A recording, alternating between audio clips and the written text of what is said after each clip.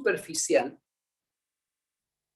cómo están fabricados y cómo se diseña un circuito integrado. ¿Por qué les digo de forma superficial? Porque todavía no cuentan con los conocimientos suficientes para tirar todas las cosas, como quien diría, la carne arriba del asador, pero sí cuentan con el suficiente entendimiento para empezar a comprender que todo lo que nosotros estamos aprendiendo de técnicas digitales se aplica en un dispositivo que termina siendo físico. Entonces, cuando hablamos de un circuito integrado, nosotros estamos hablando de esto que está acá en la pantalla. Lo puse a propósito porque me encanta esa imagen. O hay otras muy parecidas. En donde acá tenemos la oblea de silicio. La oblea de silicio es en donde están metidos estos integraditos chiquitos. Cada uno de estos cuadraditos es uno de estos completos. Esto es un circuito integrado seguramente bastante complejo. Ahí adentro tenemos memorias RAM, tenemos transistores, etc. Se fabrican en oblea. La oblea se corta del tamaño de estos circuitos integrados, que puede ser, ahí tienen, miren que esa distancia de 1 milímetro, o sea, este circuito integrado que está acá, que es bastante complejo, tiene 3 milímetros por 3 milímetros. ¿Sí? Entonces se corta la oblea y se saca cada uno de los dispositivos integrados. Esa oblea cortada, que es únicamente esta parte, luego viene una máquina que no sé cómo la hicieron a esa máquina, pero es genial, que pega un hilito de oro. Cada uno de estos es un hilito de oro que termina en una patita del circuito integrado. No, realmente es fantástico. Imagínense si esto tiene acá 2 milímetros. ¿A qué separación se encuentran cada uno de los pines? Y ese hilito de oro termina en una patita de un circuito integrado. Este es un encapsulado, imagínense, esto es un SOIC, un SMD de 4, 8, 12 patitas, 24 pines. ¿Sí? A las memorias EPROM, inclusive ustedes lo pueden ver, todavía en las EPROM con ventanas se puede ver cómo es el chip adentro. Entonces, fabricar un integrado implica diseñar todos los componentes que están adentro. Imagínense que hoy estamos hablando de varios millones de transistores para hacer un circuito integrado más o menos complejo. Entonces, podemos estar seguros que la forma o la metodología de diseño ha evolucionado muchísimo. Esta es otra foto de una oblea, donde como pueden ver esos dibujos que son las capas de silicio con transistores, la mayoría MOSFET, antes eran transistores bipolares, todavía hay algunos con transistores bipolares, transistores MOSFET que realizan una determinada acción. Eso lo vamos a aprender ahora. ¿Han visto algo de transistores MOSFET ya en tecnología o en dispositivo o en aplicado 1? No, profe, todavía estamos con el bipolar. Bueno, en técnicas digitales prácticamente el bipolar no se usa. La familia bipolar se usaba en un dispositivo que era TTL, así era la familia lógica que se implementaba con transistores bipolares, pero está desapareciendo porque fue arrollado por la tecnología CMOS. Sí, por ejemplo, acá tienen otra oblea, por ejemplo, de este transistor, y acá tienen de un microprocesador. Fíjense la distancia de las patitas. Estos se fabrican en cantidades monstruosas. Bueno, y esta explicación, esta oblea que ven ahí que tienen un montón de circuitos, cada uno de estos cuadraditos, cada redondito de esto, es un circuito de este sensor de temperatura, creo que era un sensor de temperatura que puse ahí.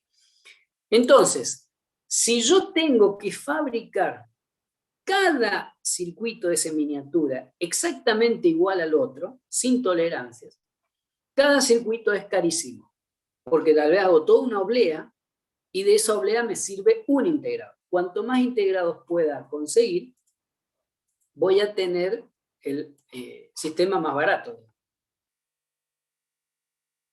Bueno, Gino, no hay problema. Despertate que recién empezamos. Entonces, por eso es que están las tolerancias, que es una de las cosas que más o menos vinimos conversando, pero acá lo vamos a ver mucho más fino.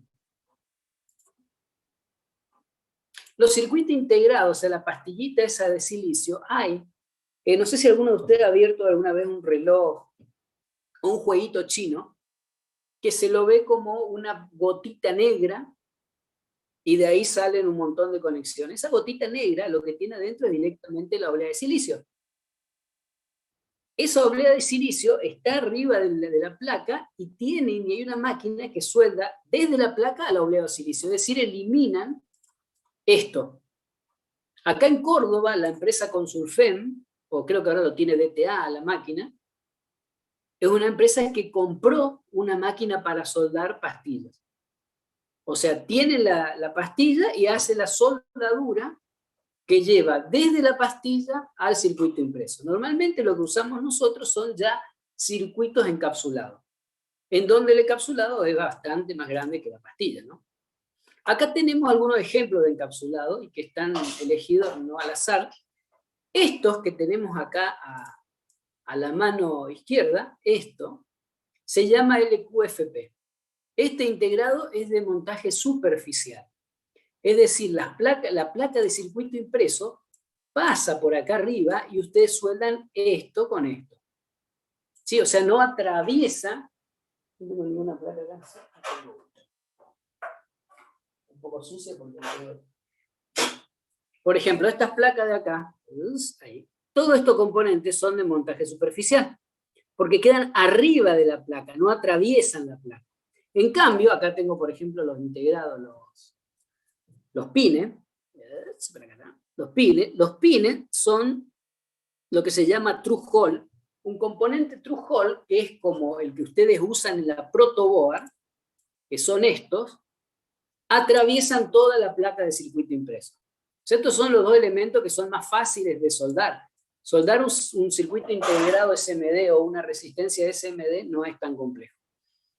Después, evolucionando, o sea, a medida que va evolucionando la tecnología, esto tiene algunos problemas en cuanto a disipación térmica, este tipo de integrado o este tipo de integrado. Porque la temperatura de la oblea se genera acá. Y tiene que ser transferida a las patitas a través de estos alambrecitos de oro.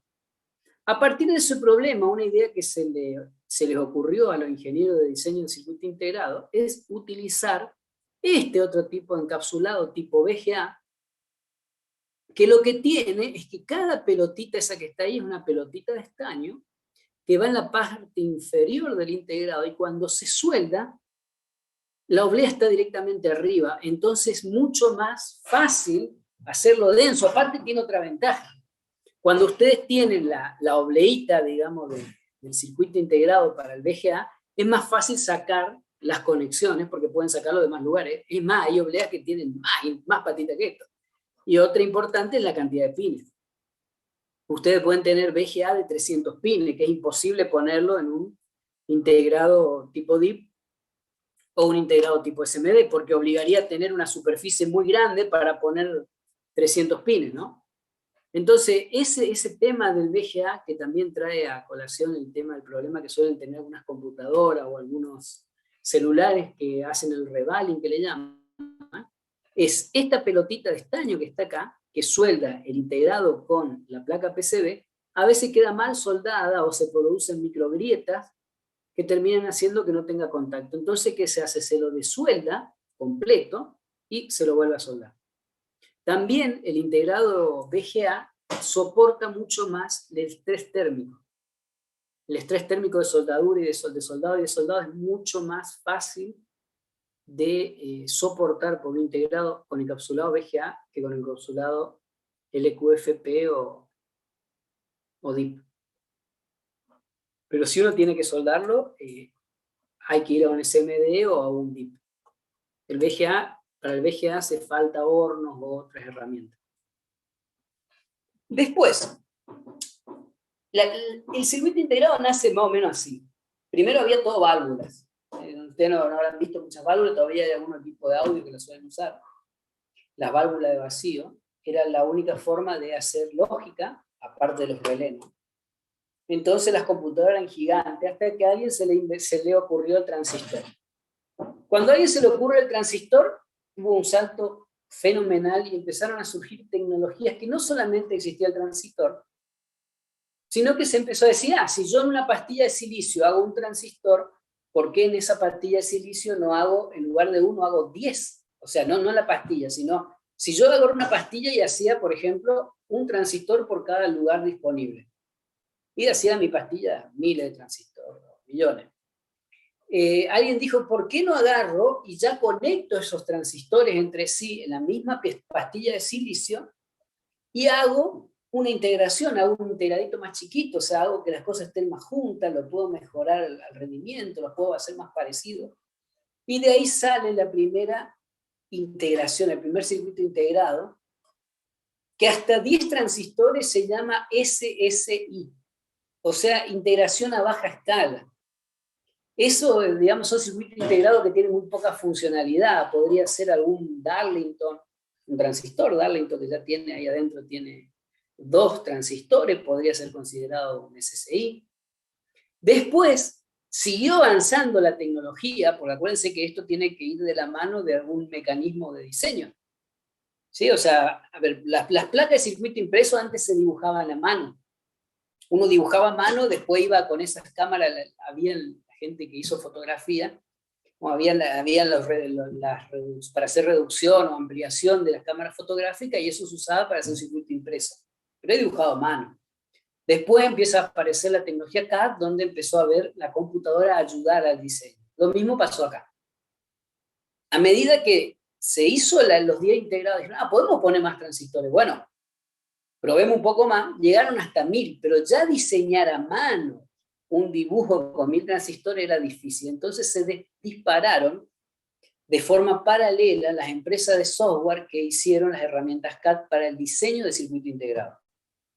Y las primeras eran dibujando. Es más, hay varias herramientas libres para diseño de circuito integrado.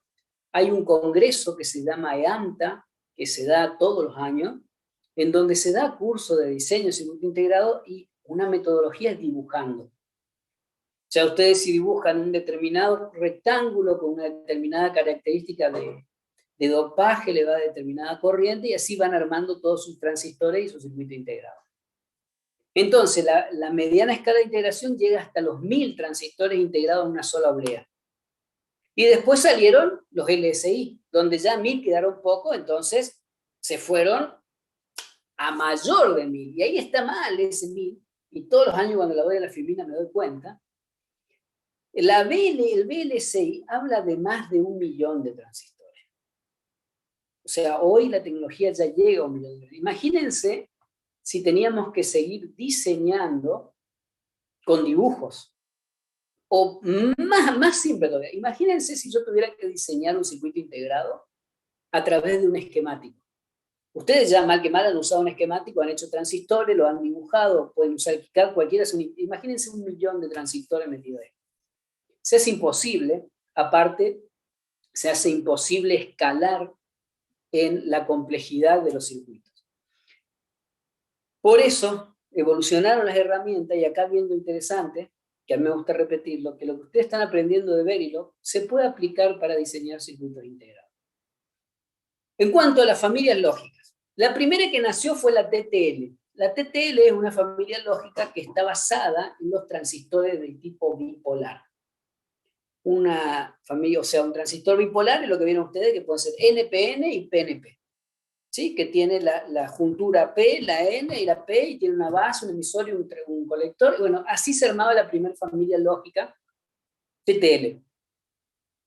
También la SL usaba transistores bipolares. La TTL y SL también, solamente que estaban conectadas una a través del emisor y otra no. Son tecnologías viejas que pueden chusmear si quieren verlo. Nosotros no vamos a perder tiempo en esas dos. Vamos a ir directamente a la MOS y a la CMOS. ¿Por qué? Cuando nace el transistor MOSFET, que no es el bipolar, sino que el unipolar, unijuntura, el transistor ese es mucho más chiquito. Y no solo más chico, es más fácil de hacer. Al ser más fácil de hacer, al ser más chico, se dispararon la cantidad que puedo poner en un solo circuito integrado.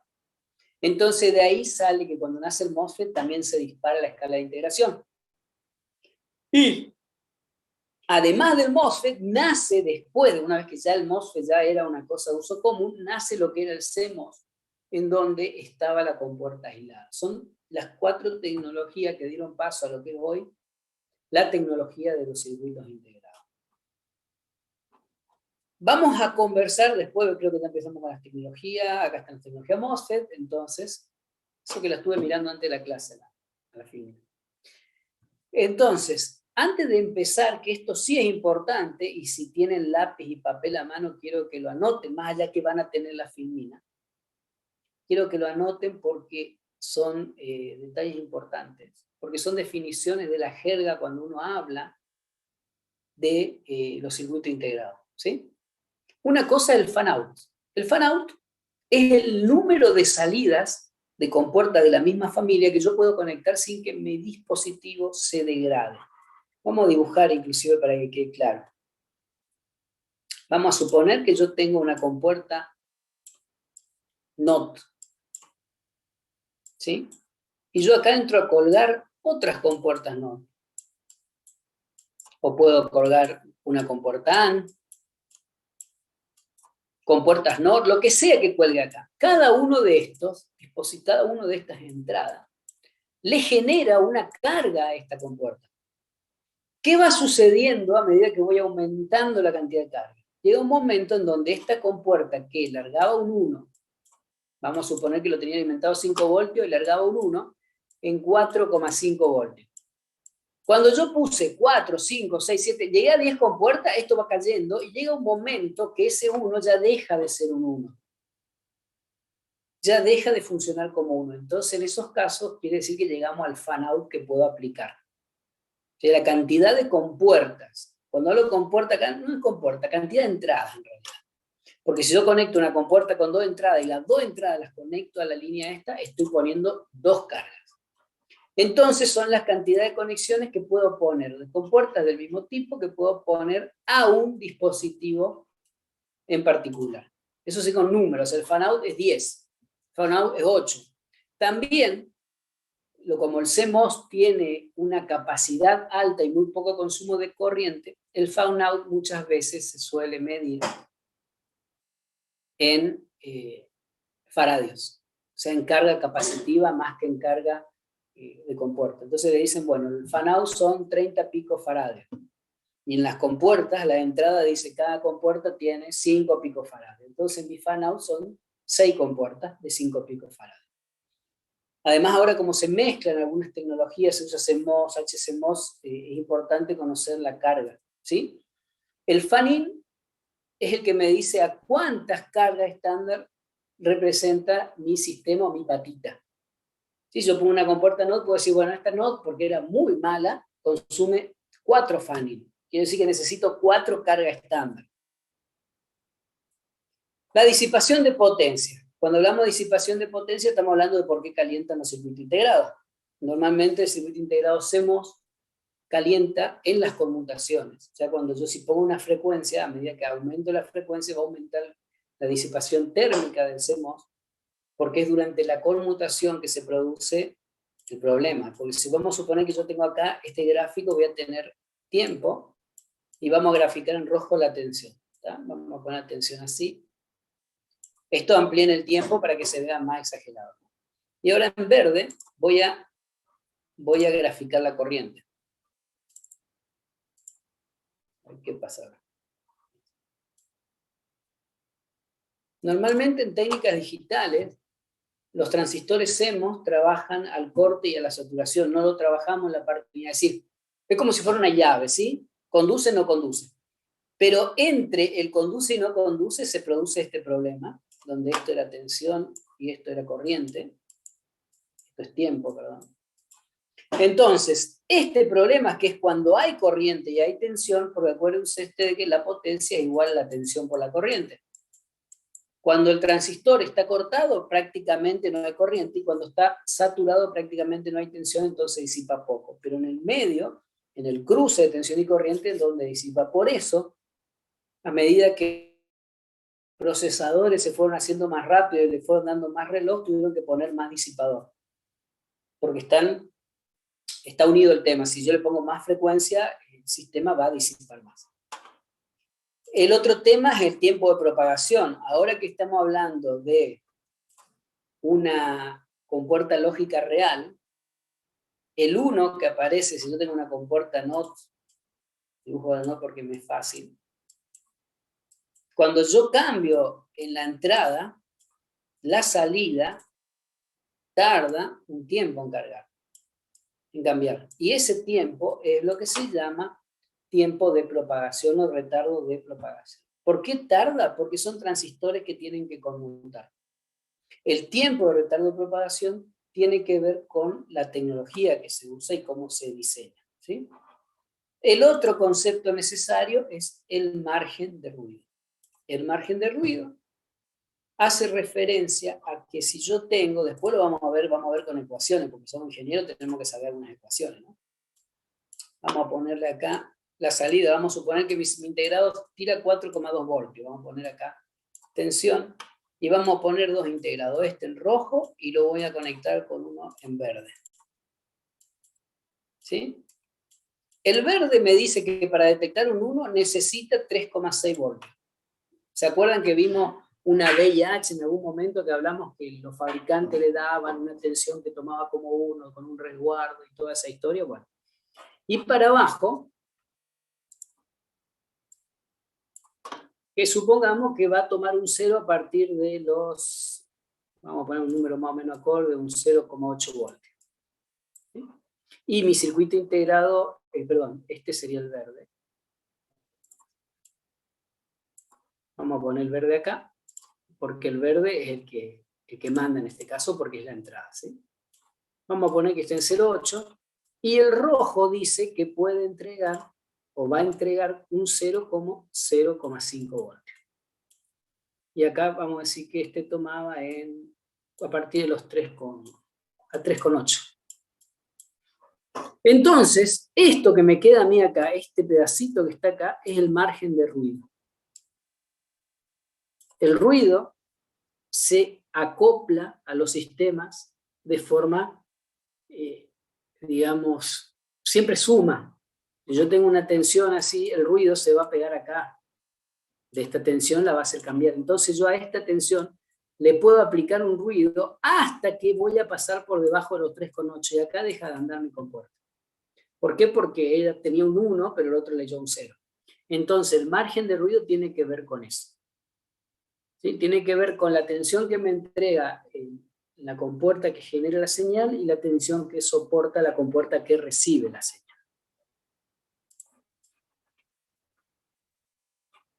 Esos conceptos después los vamos a trabajar, principalmente el margen de ruido, los tiempos de propagación también lo vamos a ver infinito, y el fan-out y fan-in con esa definición es suficiente y con la idea que les conté. ¿Cómo se fabrica un circuito integrado? Yo les dije que era casi imposible hoy en día poder fabricar un circuito integrado dibujándolo con un circuito esquemático.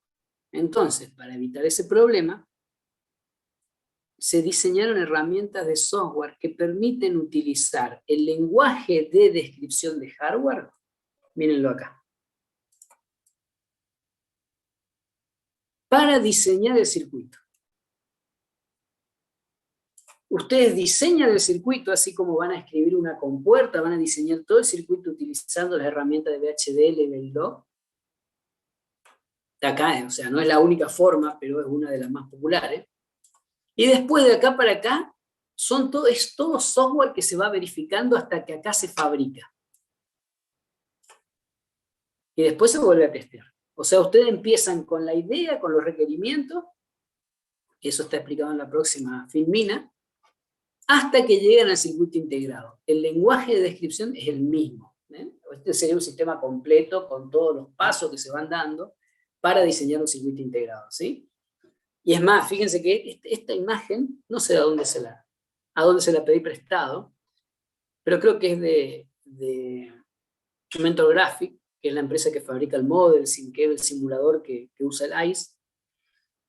Fíjense que inclusive la especificación del sistema, que a veces uno dice qué es lo que tengo que hacer, no, hay un trabajo y es un archivo de texto, en este caso Word, ¿sí? Se usa MATLAB, Scilab o alguna herramienta de alto nivel de lenguaje matemático para verificar todo lo que tenga que ver con procesos numéricos. Se generan archivos, etcétera, y después se empieza a fabricar con el VHDL, con el RTL o cualquier lenguaje, se hace un test bench con el Verilog, con VHDL, se lo prueba, se lo ensaya y después se va bajando a través de herramientas de software.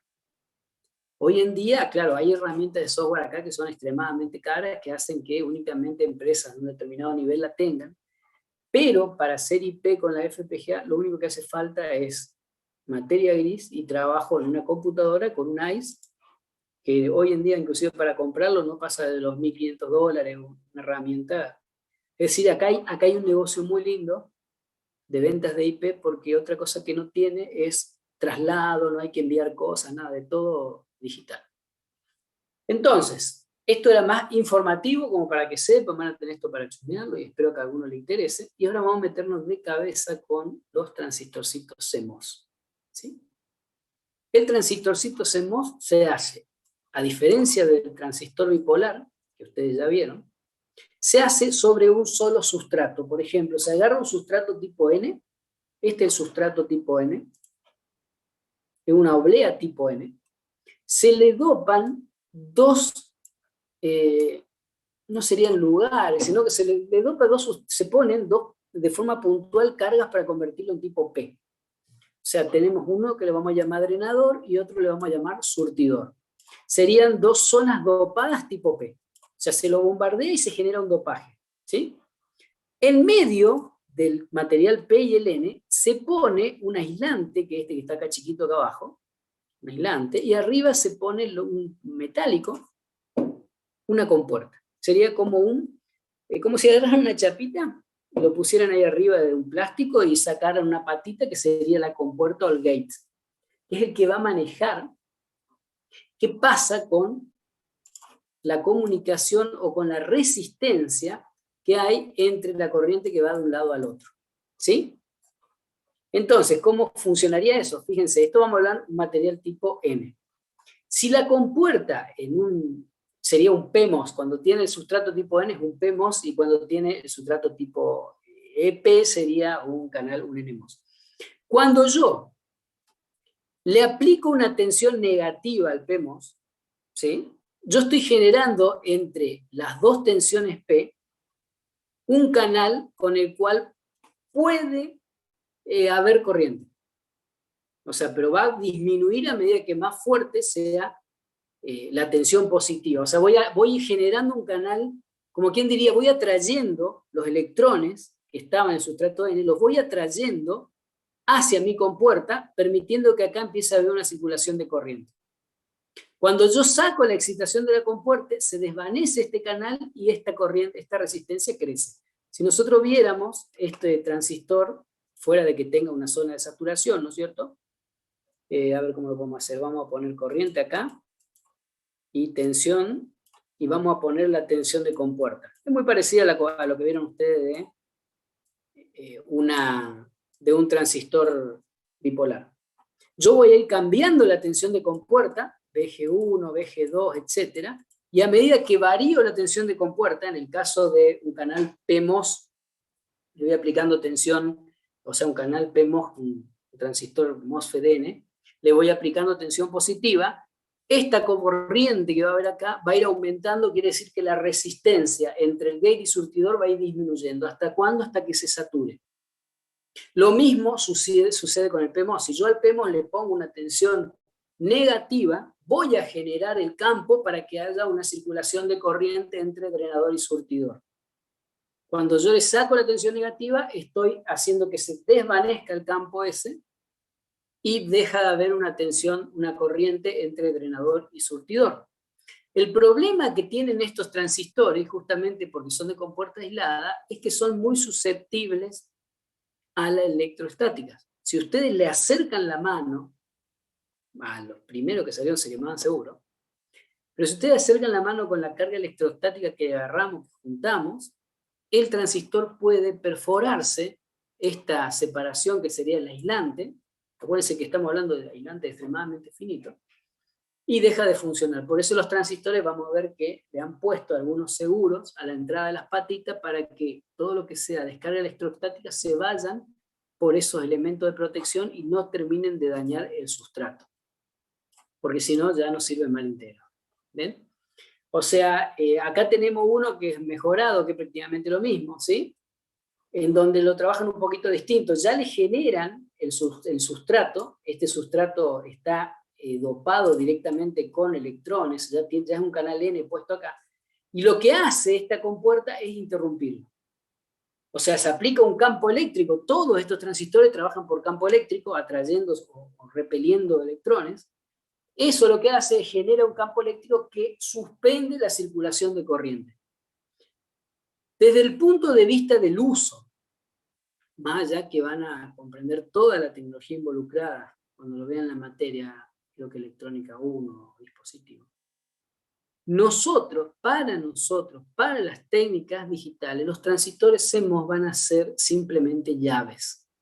Llaves electrónicas. Un CMOS canal N va a ser cerrada la llave cuando le pongo una tensión positiva medida entre gate y surtidor, y va a ser abierto cuando la tensión entre gate y surtidor sea cero o negativa. En el canal tipo P, el transistor se va a cerrar cuando la tensión entre lo que es el surtidor y el gate sea negativa, y se va a abrir cuando yo saque la tensión, o sea, lo haga positiva. Ese es el uso que le vamos a dar nosotros en técnicas digitales, más allá del funcionamiento del transistor.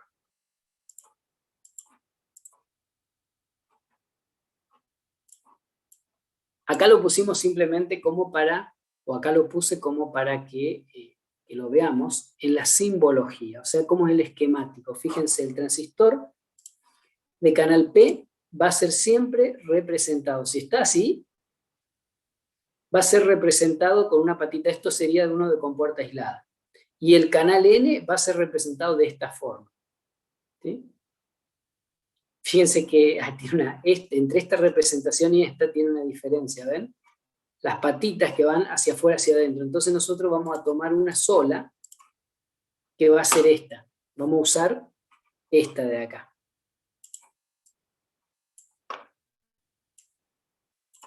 Vamos a usar, cuando la flecha entra, estamos hablando de un canal P, y cuando la flecha sale, estamos hablando de un canal N.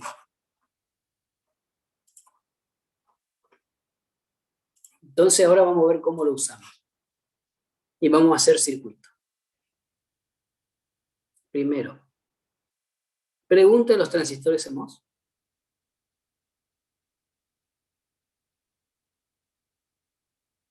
Primero, que no haberlo visto es medio complejo. A lo mejor la clase que viene vamos a hablar más del CMOS para que quede más claro. En cuanto al uso en técnicas digitales, imagínense que son llaves, ¿sí? La llave del canal N, los canales N, acuérdense que son los que tienen la flechita para afuera, y los canal P son los que tienen la flechita para adentro. La flechita siempre representa el surtidor, ¿sí? Siempre la flechita es surtidor, la otra es drenador, y la que está a este lado es la compuerta. La compuerta es la que maneja la llave. Si yo a un canal N, es decir, a este canal N que está acá abajo, le pongo una tensión positiva entre lo que es gate y surtidor, o sea, una tensión positiva entre esta patita y esta puerta se cierra. O sea, es como si fuera una llave. Es lo mismo que una llave. Vamos a dibujar el equivalente de ese circuito de ahí abajo. Poner un inversor, ese redondito un inversor, ¿sí? Y yo estoy saliendo de acá. Veamos cómo funciona este circuito. Si A vale 1, dijimos que el canal N se cierra, por lo tanto esto se cierra. Y acá aparece un 0, porque estoy tirando masa. Cuando A vale 0, este circuito se abre, y este circuito se cierra. Entonces acá sale un 1. Entonces ahí fabricamos nuestra primer compuertita, que es una NOT. Si yo voy cerrando, estos que están acá arriba son los primeros que se hizo en MOS, y estos son los que se usan ahora. Estos tienen más manejo corriente. Entonces, los dos funcionan iguales, ¿no? Cuando yo pongo un 0, se cierra este, se abre este, por lo tanto aparece VDD a la salida. Cuando pongo un 1, se abre este, se cierra este y aparece 0 voltios a la salida. Y estoy haciendo entonces lo que es una compuertita del tipo NOT. Ahora, para que se despierten un poquito, quiero que analicen y hagan la tablita de verdad de este segundo circuito que está acá. De este. Con la entrada A, B y la salida I. O sea, dibujen las llaves y vean cómo evoluciona ese circuito. Y a ver si pueden comprobar que se trata de una compuerta NAND.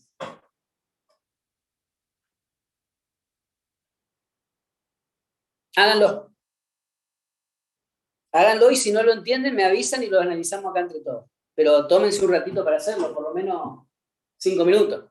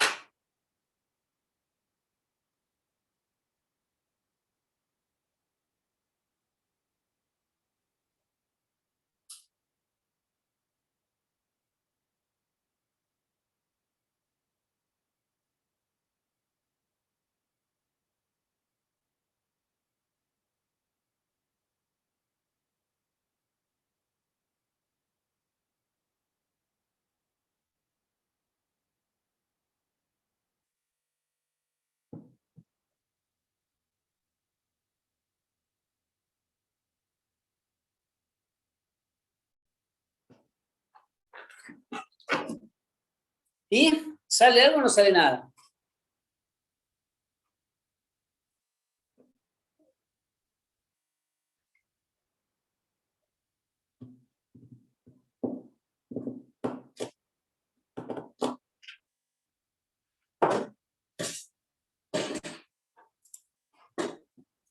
No habla ninguno. Bien, vamos a ver cómo es eso para poder terminarlo. Hasta ahí vamos a llegar. Estamos pensando, profe.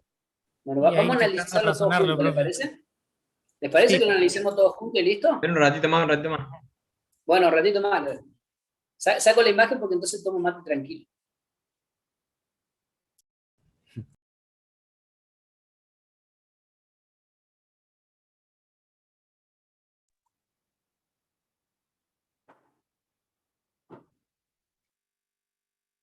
Los dos de abajo son canal N.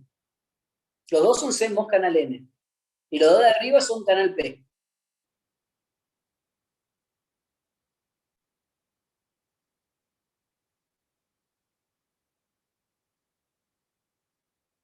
A ver, pensemos una cosa. Primero, no es que voy a meter una señal a B. Yo voy a meter señales a los dos, a A y B, y voy a poner 0 y 1 cada uno. Así se analiza. Yo pongo 0 y 0. Vamos a probar con 0, 0, ¿sí? ¿Les parece? Pongo 0 y 0. Así se analiza. Un 0 acá abre, pero cierra este y cierra este. Por lo tanto, acá aparece un 1. ¿Estamos? Sí. Vamos al otro. Ponemos un 1 en A. Con 1A, el 0, este sigue abierto, el 1 cierra este, y este cierra este. Y sigue saliendo un 1. ¿Está bien? Sí, profe. ¿Cómo va de nuevo? Que no llegué a pensarlo este. Puse la 1 en A. Cierro este transistor. Porque es positivo este con respecto a este. O sea, gate con respecto al transistor positivo, Sí. cierro este. Este es 0, por lo tanto, este está abierto y este está cerrado. Entonces, si este está cerrado, la corriente viene por acá, es un 1. Sí. ¿Estamos? O sea, cualquiera puede interrumpir, ¿eh? No solamente los que ya sabemos que hablan, pueden hablar todos. Ahora vamos a la otra prueba, vamos a poner un 0 acá y vamos a poner un 1 acá. El 1 este cierra esto, y este 0 cierra esto, por lo tanto la tensión sigue saliendo por acá y también es un 1. O sea, esto es para 0, 0, 1, 0, 0, 1. Ahora vamos a poner 0 y 0, ¿parece? Le ponemos un 0 acá. 1 y 1, profe. Ah, perdón, si ya lo hicimos con 0 y 0. Iba a salir lo mismo que recién. Si poníamos 0 iba a salir lo mismo. Pongamos 1 y 1. ¿Qué sucede? Cierra acá y aparece un 0. Esa es una compuerta del tipo NAND. Así son por dentro. Profe, Eso es yo lo que no yo no entendí el terminaba de 0, entender, 0. profe. Pero la tabla de verdad me quedó igual. Y es que así, ahí vemos el 0, 0 nuevo. Ponemos 0, 0. 0, 0. El 0, como este es un canal N, lo abre y a este lo abre. Cierra este y cierra este. Por lo tanto, vas a tener o por acá vas a tener un 1. Está puesto como un 1. Imagínate que acá arriba son como dos llaves en paralelo. Si vos tenés dos llavecitas así,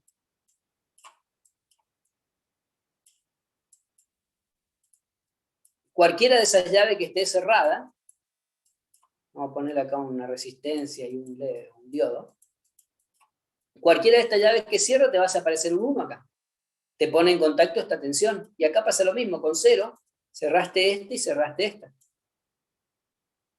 Porque el 0 es negativo entre gate y la parte del surtidor. Por eso circula corriente por el canal P.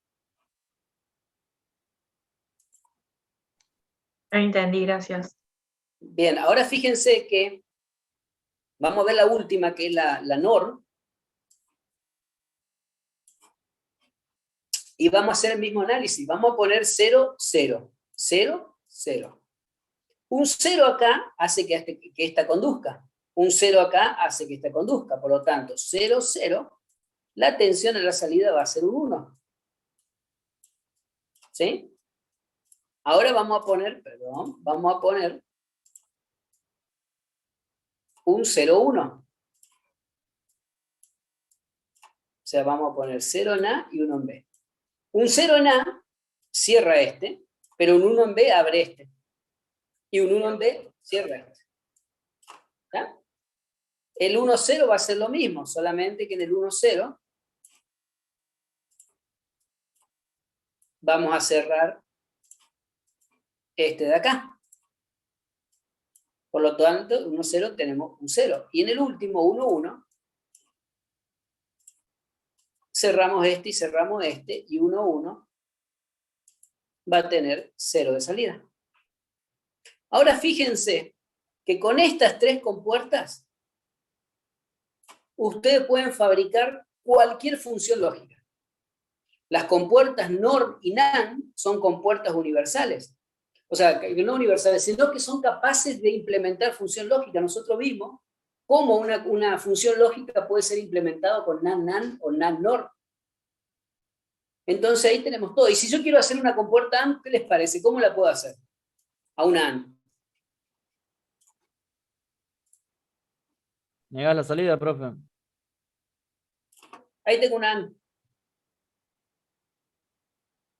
¿Está bien? Sí, profe.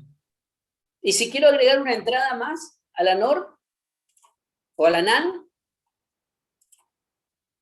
una entrada más es poner un transistor más acá abajo, de la misma forma, y un transistor más acá arriba, de la misma forma. Y ya tengo una compuerta NAND de 3 entradas. Entonces, con esto, ustedes ya tienen la capacidad de fabricar las funciones lógicas utilizando compuertas. Y esto, o sea, utilizando transistores. Y esto es lo que está dentro de las compuertas. Exactamente así. Y estas 3 compuertas son las que necesitan conocer. A ver, ¿qué necesitan saber de acá? De lo que vimos hoy. Fan out. Ya lo otro vamos a verlo más fino, al margen de ruido, todo eso, pero lo vamos a ver más fino. Y cómo funcionan estas compuertas del tipo CMOS. ¿Cómo funciona un transistor? ¿Cómo funcionan? No. ¿Cuál es el uso? Porque cómo funciona implica otras cosas. Que tal vez se lo dé como un conocimiento general la clase que viene, pero voy a preparar filminas para eso. Porque esto es simplemente para el uso. Entonces, saber usar transistores P y transistores N, y cómo se cierran y se abren en las compuertas. Y listo. Eso es lo que hace falta. Y saberse, básicamente, estas 3 formas de armar circuitos. Porque con estas 3 herramientas ustedes pueden implementar cualquier función lógica. Es más, la guía que les voy a subir ahora es para que hagan con puertas los circuitos lógicos. Con transistores las compuertas lógicas. Profe, ¿puede volver a explicar fan out y fan in? Un poco ¿Sí? por encima nomás, pero me perdí un poco ahí. ¿Dónde estaba? Acá. No importa, por ahí estaba la lista. 3, 4, acá. Fan out. Vos cuando vas a armar un circuito digital, ustedes ya lo hicieron cuando dibujaron los circuitos digitales, resultado, por ejemplo, del conversor de BCD acceso 3, etc. Ustedes agarran una compuerta y de esa compuerta le van a conectar muchas salidas distintas, o sea, muchas entradas distintas, perdón, para distintas compuertas, ¿sí? A medida que uno va cargando una compuerta lógica, se va degradando su salida. En los TTL, el tema era la corriente, porque el TTL, como era un transistor bipolar, se controlaba con corriente. En cambio, el CMOS es un transistor controlado por tensión, y lo que tiene es una alta capacidad de entrada. O sea, el transistor CMOS es como si tuviera en la entradita, como si acá existiera un capacitor parásito,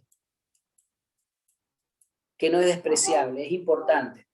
Entonces, a medida que yo voy poniendo más compuertas, quería borrar eso, que bien que existe el control Z, a medida que voy poniendo más compuertas, se va degradando la señal de salida de mi compuerta que genera la información. Se va degradando esa señal. Entonces el fan-out me dice cuántas compuertas estándar puedo poner sin que la compuerta esta sufra, o sea, que siga siendo útil la salida. Puedo tener un fan-out de 10, entonces puedo poner 10 compuertas y va a seguir andando. Después el fan-in es una especificación de algunos fabricantes que dicen a cuántas unidades lógicas representa la entrada del circuito, porque acuérdense que un circuito integrado puede no ser solo una compuerta, puede ser la entrada de un micro, y esa entrada puede tener mucha más carga que una compuerta. Entonces le dice el integrado, esta patita, le dice el fabricante, esta patita del integrado tiene un fan-in de 3. Quiere decir que equivale a conectar 3 compuertas lógicas. Si yo tengo un integrado que tiene un fan-out de 10, cuando yo le conecte ese integrado con un fan-in de 3, me va a quedar 7 disponibles todavía para conectar otros integrados. Eso es el fan-in y el fan-out.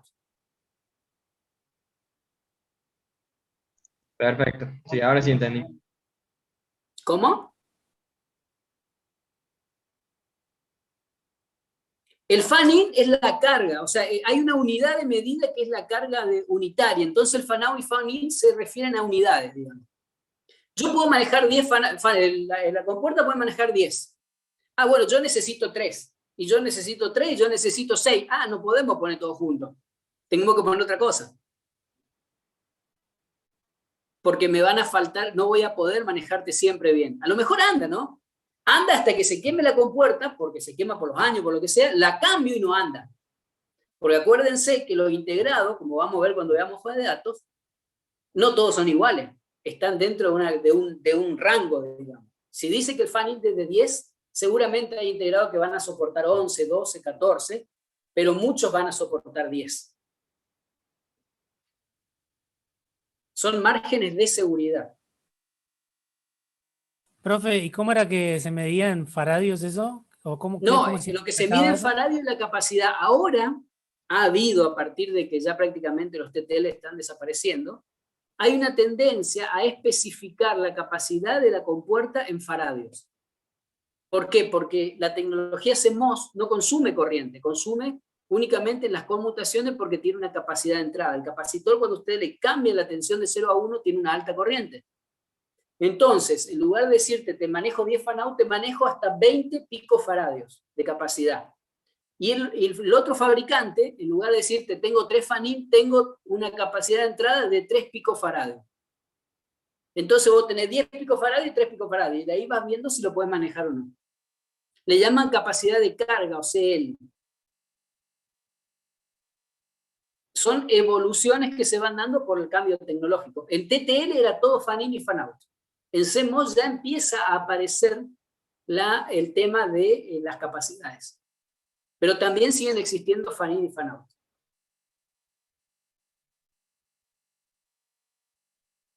Ok, entonces para saber el tema de la capacitancia de lo que yo le voy a conectar, digamos, también diría a la hoja de datos.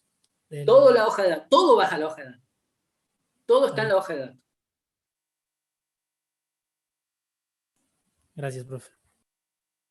Bien, hasta acá vamos a dar hoy, antes que me duele la garganta tanto hablar, y la clase que viene seguimos avanzando con estos temas, y vamos a charlar un poquito de CMOS también. Pónganme por favor los legajos en el chat. Y Profe, voy a una ver consulta. correcciones. ¿Sí? ¿Qué nota es la mínima para promoción o aprobación directa? No hay Que lo que- nota mínima para promoción. ¿Nadie vino a la primera clase? Sí, no, pasa que después se generó la duda y bueno, No hay ni sé. una O sea, vi duda, lo no hay del nota 6 y mínima. A más, ver. después depende del trabajo final, de entregar el trabajo final. No, sí o sí la promoción o la aprobación directa depende del trabajo final. Sí o sí. Aprobar los parciales es condición para la regularización. Aprobar los parciales significa sacar más de 6. O recuperar y sacar más de 6. Es lo mismo para la promoción. Se toma la nota de aprobación. O sea, vos probaste el parcial con 6, listo, está, sacaste un 4, tuviste que rendir de nuevo, sacaste un 8, se te toma el 8, no se promedia. ¿Está bien? Después, si vos probaste los parciales, o sea, ya estás en condición de regularizar, después creo que tenés los trabajos prácticos, esa es otra macana más, eso es parte de los prácticos, pero tenés aprobado los parciales, presentada la guía de práctico y los trabajos laboratorios que te piden los profes. Si vos querés promocionar, ¿qué significaría promocionar? Significaría que vos hacés, porque no todos van a tener el hardware para desarrollar y hacer la aprobación directa. Si vos promocionás, tenés que presentar la simulación, o sea, una descripción del hardware en Verilog, diálogo con máquina de estado y toda la historia, que algo van a aprender después del primer cuatrimestre, eso van a aprender ahí. Simularlo y hacer un coloquio. Eso genera otra nota, ¿sí? Si vos no tenés hardware, quedaste promocionado, todavía no estás aprobado. Entonces vos te vas a tener que anotar en un turno de examen, después de que terminen las clases, o sea, de que termine te quieras rendir, quieras aprobar, vos te anotás en un turno de examen, pero para poder ir a ese turno tenés que presentar lo que hiciste en simulación funcionando en hardware. O sea, andando. Y ahí se te pone la nota que sacaste en la promoción. Es más, inclusive, el año pasado, a aquellos que iban solamente a promocionar, se le pedía que funcione y la simulación sin el coloquio, y el coloquio se le tomaba cuando lo presentaban andando. O sea, cuando lo presenten andando. Una vez que se levanten las restricciones de la pandemia y tengan acceso al laboratorio, pueden usar el hardware del laboratorio para presentar el trabajo. Y eso, creo que hay 3 turnos de examen, una cosa así, desde el momento que se abre para presentar el trabajo andando y que no se le caiga la promoción. Aquel que cuente con hardware, presenta el hardware y directamente se le hace el coloquio y ya va con la nota final, se anota en un final y le ponemos la nota. Esos son los dos pasos, las condiciones que hay, digamos, los pasos que hay. Pero la pregunta del parcial, si vos te va mal, no importa, puedes recuperar. No hay problema.